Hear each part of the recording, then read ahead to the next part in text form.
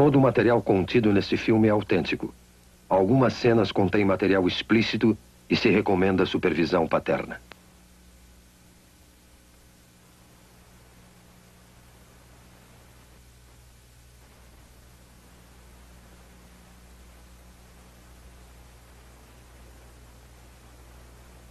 Agora podemos perceber o grito silencioso na face desta criança que agora enfrenta a iminente extinção. O grito silencioso.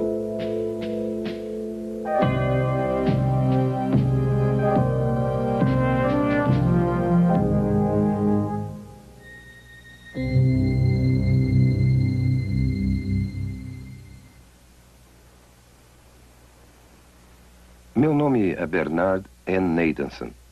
Sou um médico e também obstetra e ginecologista. E acho que tenho alguma experiência em matéria de abortos. Bem, quando eu estudava medicina, em 1949, não havia uma ciência como a fetologia. Aprendemos que esta criança a nascer, o feto, era uma coisa no útero e que somente por uma questão de fé era ou não era um ser humano e se esse ser humano teria ou não qualquer qualidade bem pessoal. Mas essa história mudou desde 1970. Foi nessa época que a ciência da fetologia surgiu nos meios médicos. Surgiu pela mera apresentação de grandes e novas tecnologias, como a imagem ultrassônica, o monitor eletrônico do coração fetal, fetologia, histeroscopia, teste imunológico e uma série de outras novas tecnologias que hoje constituem, de fato, o corpo da ciência da fetologia.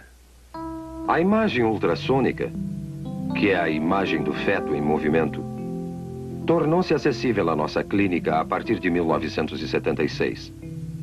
A sala para exames ultrassônicos consiste de uma convencional mesa de exame e do aparelhamento de ultrassom. Essa máquina que vemos aqui. A mulher grávida é colocada na mesa para o exame. O abdômen é devidamente coberto. A ponta do instrumento é colocada sobre o útero. O aparelhamento consiste basicamente de um cristal que emite ondas de som em alta frequência. E um outro aparelho que capta o eco dessas ondas.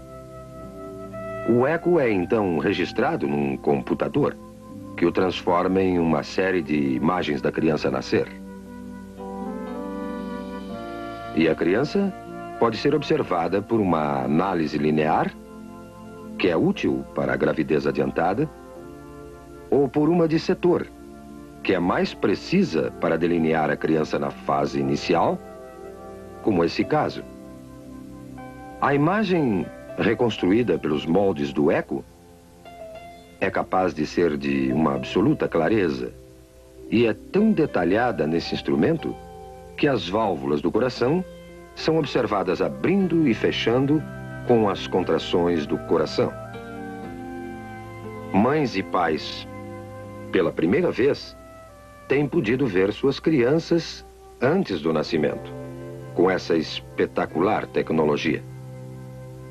Essas tecnologias, esses aparelhos e máquinas que usamos diariamente, têm nos convencido que, sem dúvida, essa criança a nascer é também outro ser humano, outro membro da humanidade, sem distinção, de maneira alguma, a qualquer um de nós. E pela primeira vez, temos a tecnologia para ver um aborto sob o ponto de vista da vítima. A imagem ultrassônica nos permite ver isso. E assim, pela primeira vez, vamos observar como uma criança vai sendo torturada, desmembrada desarticulada, esmagada e destruída pelos insensíveis instrumentos de aço do aborteiro. O que estamos vendo aqui é uma sequência do desenvolvimento de uma criança no estado pré-natal de vida, desde os primeiros momentos até o fim desta fase. Temos aqui uma criança de 4 semanas, de 8 semanas, de 12 semanas, de 16 semanas, 18 semanas, de 20 semanas e de 28 semanas. Como podem ver, não existe ainda uma mudança dramática na forma ou substância desse ser durante esse desenvolvimento. Essa pequena pessoa, de 12 semanas, é uma criatura, inegavelmente um ser humano. Já tem ondas cerebrais desde 6 semanas, seu coração está funcionando há 8 semanas e todo o resto das funções humanas são exatamente como as nossas. Agora, esse livro, Obstétrica de Williams, 16ª edição de 1980, é um livro de estudo usado em todas as escolas de medicina nos Estados Unidos. O prefácio desse livro, publicado em 1980, nos diz o seguinte: felizmente entramos numa era que o feto pode ser já considerado e tratado como nosso segundo cliente. Quem poderia sonhar, mesmo há alguns anos, que poderíamos atender um feto como médico? As tradicionais éticas médicas e conceitos nos dizem que não devemos destruir nossos clientes e nós juramos preservar suas vidas. Agora veremos como o aborto age no nosso segundo cliente. Temos então uma criança de 12 semanas no útero, o útero sendo esse músculo em redor da criança. Quando o aborteiro inicia o processo, primeiro coloca esse instrumento, conhecido como espéculo, na vagina da mulher e em seguida abre a fim de avistar o colo uterino aqui. Tendo avistado o colo, o aborteiro, então, pega esse instrumento, conhecido como tenáculo, firma-o seguramente com o espéculo no colo. Desta maneira, grampeia bem o tenáculo para firmá-lo melhor ao colo do útero. Outro instrumento que é posto em ação é chamado sonda. Esse instrumento é colocado dentro do útero, depois retirado, para o aborteiro determinar exato a profundidade e o tamanho do útero. Depois, esse grupo de dilatadores, esses metálicos, curvos instrumentos, são usados para fazer a dilatação do colo, a fim de aplicar finalmente os mencionados instrumentos de aborto. O aborteiro primeiro introduz o mais fino desses instrumentos dentro do colo, a fim de dilatá-lo, girando o instrumento para uma parte mais larga, introduz essa ponta e vai então trabalhando através das várias graduações que aumentam o tamanho final do instrumento dilatador. Depois, passa a usar um instrumento conhecido como aparelho de sucção, o qual está sendo retirado de um recipiente esterilizado para seu uso. E então, isso será inserido no colo dilatado até chegar ao útero, para então perfurar o saco que cobre a criança, esvaziando do fluido que a cerca. O instrumento é posto em direto contato com a criança numa pressão aproximada a 55 milímetros de mercúrio aplicada na ponta desse instrumento, que está ligada a um longo tubo grosso de sucção e a instrumentação abortiva, que é o aparelhamento do outro lado. A ponta de sucção começará a destruição da criança. Pedaços do corpo são separados, um por um, até ficar somente fragmentos do corpo e a cabeça. A cabeça é grande demais para passar pela tubulação. Para isso é necessária a aplicação de outro instrumento, chamado pinça de pólipo, dentro do útero, através do colo já dilatado. E o aborteiro, então, terá que pegar a cabeça da criança, que flutua livre dentro do útero, entre os anéis desse instrumento. A cabeça é então dilacerada e seus pedaços removidos com seus respectivos ossos. E o aborto, então, estará concluído. Já vimos como uma criança de 12 semanas aparece na tela ultrassônica. Também vimos a mecânica, todas as fases do aborto de 12 semanas. Agora, pela primeira vez, veremos um filme feito com a verdadeira imagem ultrassônica de um aborto de 12 semanas. Não se esqueça que não é um caso fora do comum, um aborto tardio. É um dos 4.000 casos de aborto feitos todos os dias nos Estados Unidos. Esse filme foi feito numa clínica de abortos. O médico que realizou o aborto foi um jovem que trabalhava em 2 diferentes clínicas de aborto ao mesmo tempo. Ele já havia feito mais de 10.000 abortos na sua vida. Quando lhe pediram para assistir uma exibição deste filme, ele ficou tão chocado do que ele fazia que saiu da sala por um momento. Voltou para ver o final, mas nunca mais fez outro aborto. A moça que manobrou a verdadeira câmera ultrassônica era uma feminista e a favor do aborto. Mas ela também ficou tão chocada pelo que viu nesta sessão de cinema que nunca mais quis discutir o assunto aborto. Mas vamos voltar ao filme em questão. Estamos observando um detalhe de uma verdadeira imagem ultrassônica de uma criança de 12 semanas. A criança está colocada nesta direção. Vocês estão vendo a cabeça da criança aqui, o corpo inteiro da criança aqui, e essa imagem é a mão da criança perto da boca.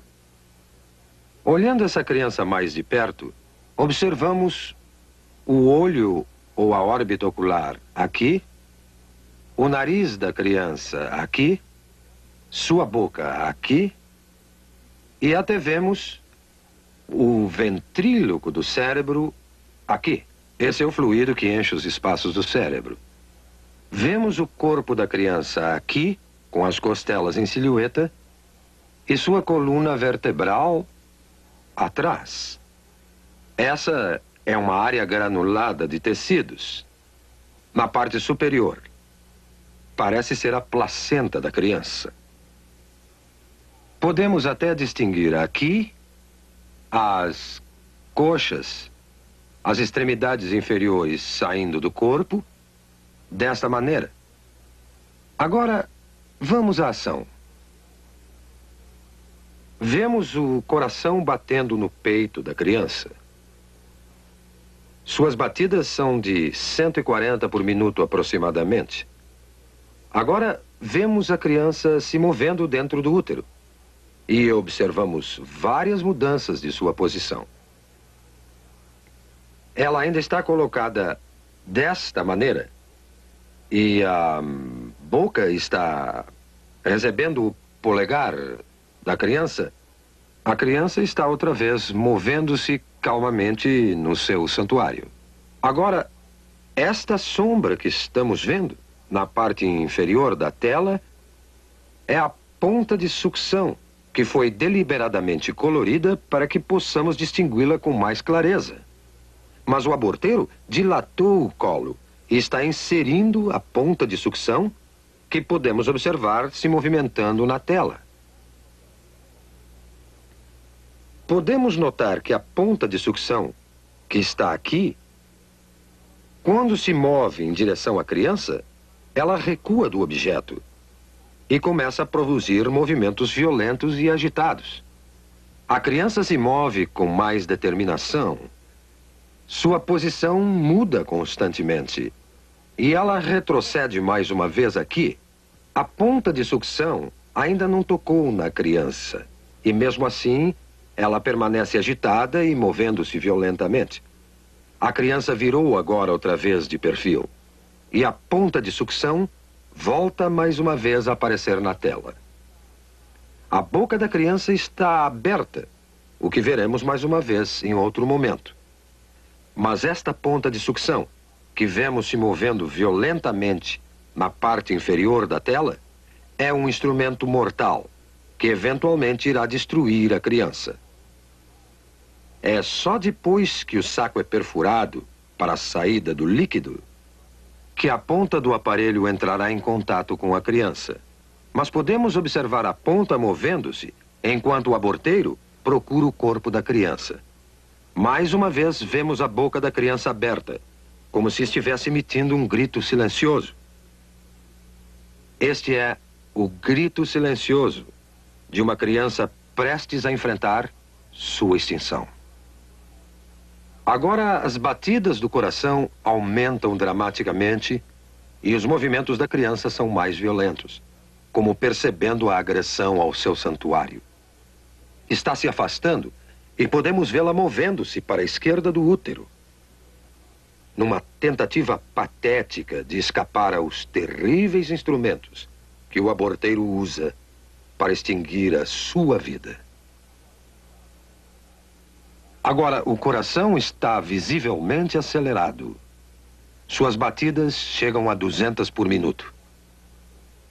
Não há dúvida alguma que a criança percebe o perigo mortal que a espera. A membrana foi perfurada e o fluido escapou. Não se vê mais o reservatório de líquido protegendo a criança. Mas uma vez que o fluido saiu, a ponta do aparelho de sucção se firma no corpo da criança e a criança é puxada para baixo pela ponta de sucção do aborteiro com a pressão negativa aplicada e o corpo está sendo desmembrado sistematicamente e separado da cabeça. A cabeça está nesta direção aqui. Eu estou no momento delineando a cabeça. As partes inferiores já foram destruídas. E vemos a ponta de sucção brilhando de espaço a espaço na tela com uma série de ecos. Enquanto a criança está sendo empurrada de um lado para o outro, enquanto a ponta de sucção está sendo aplicada ao corpo desta maneira e o aborteiro está exercendo sua tração na criança. A cabeça é ainda perceptível aqui. O corpo já não se pode ver. Foi separado da cabeça. O que vemos agora é a cabeça mesmo, que é chamada linha média do eco, e vários fragmentos de ossos. Mas a cabeça, que estou delineando aqui, nessa criança de 12 semanas, é grande demais para sair inteira numa peça de dentro do útero.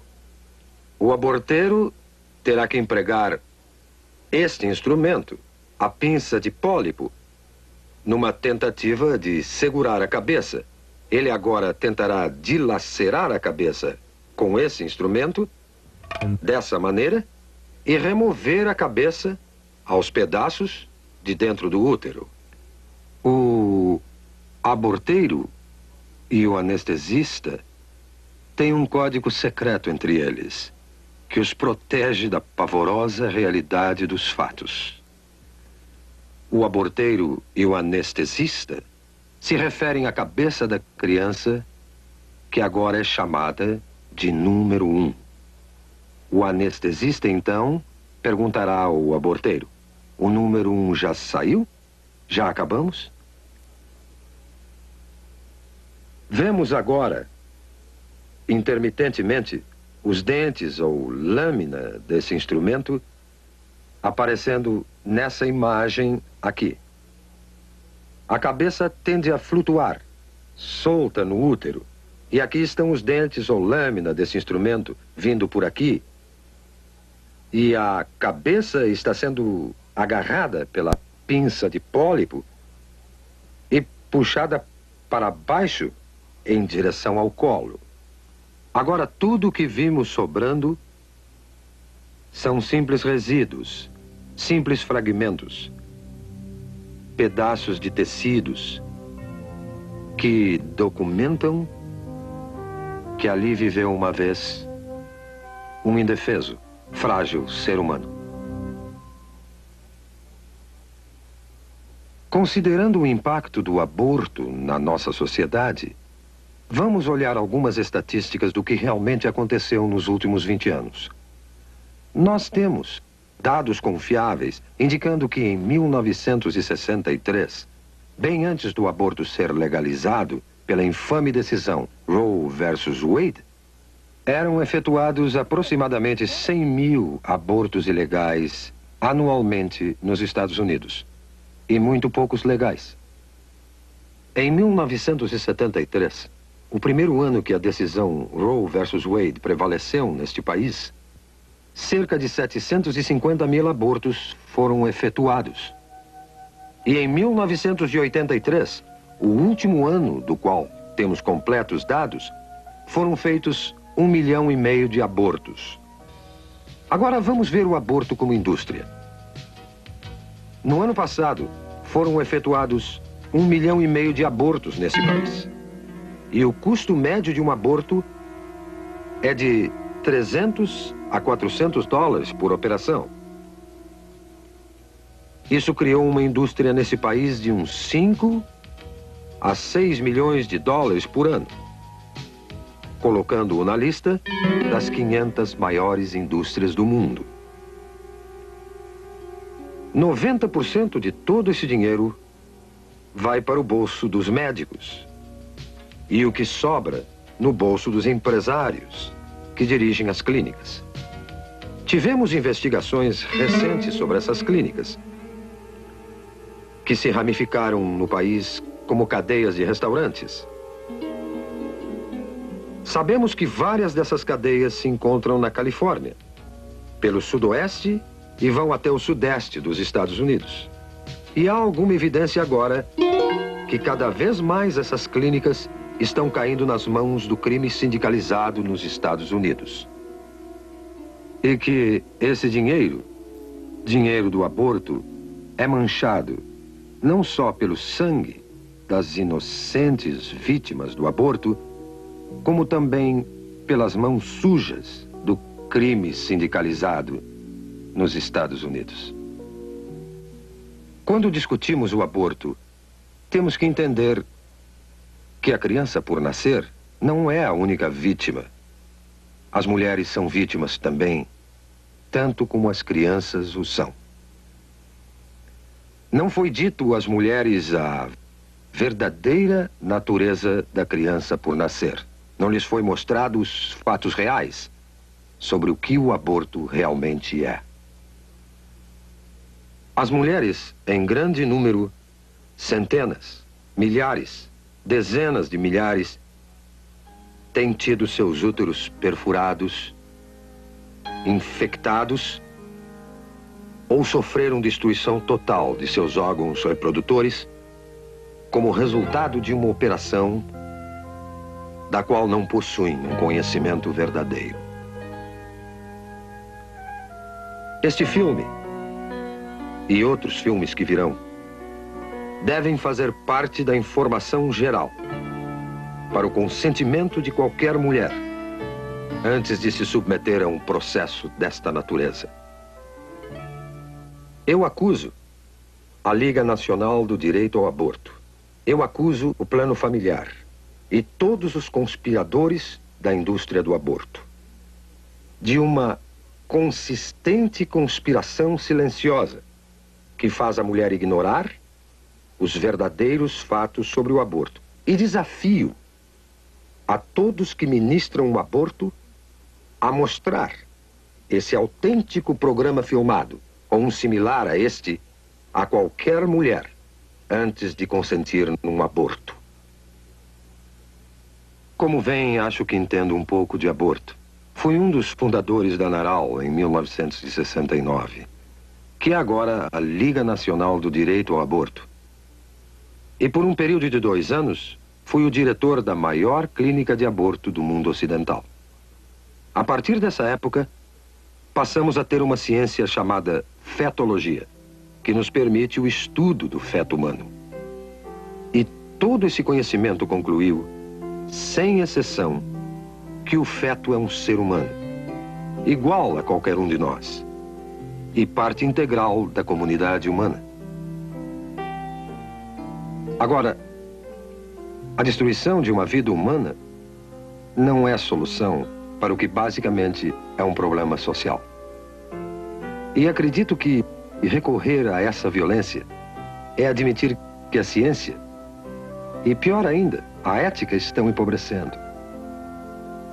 Eu me recuso a acreditar que a humanidade, que chegou até a Lua, não possa criar uma solução melhor do que recorrer à violência. Devemos todos nós, aqui e agora, dedicar todos os nossos esforços para achar uma melhor solução. Uma solução composta de amor e compaixão e um decente respeito pela inegável prioridade da vida humana. Vamos todos, pelo bem da humanidade, aqui e agora, parar esse genocídio.